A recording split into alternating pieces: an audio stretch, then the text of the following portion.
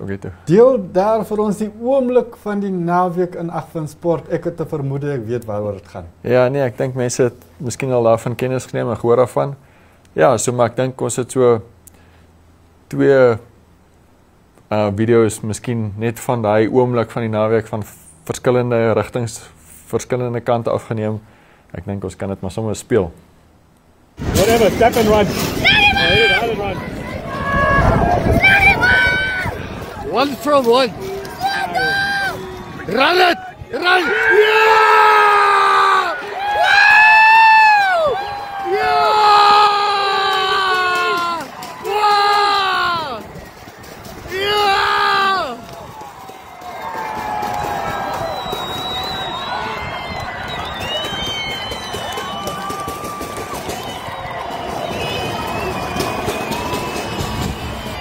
Yeah!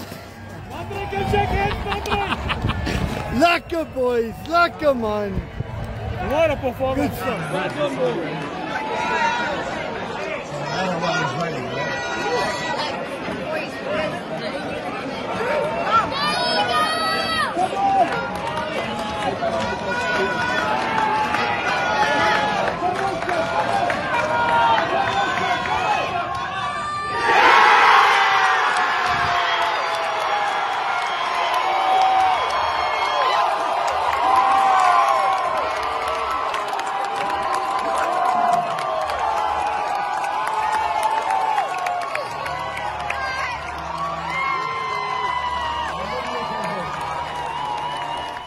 Sjoe, Andrew, jy sê ons pluk die Protea so op die laaste nippertjie.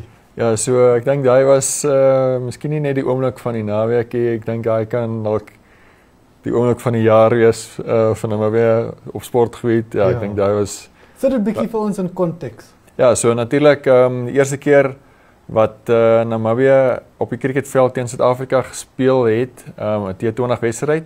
En dit was dan ook die inwyding van hulle nuwe stadion.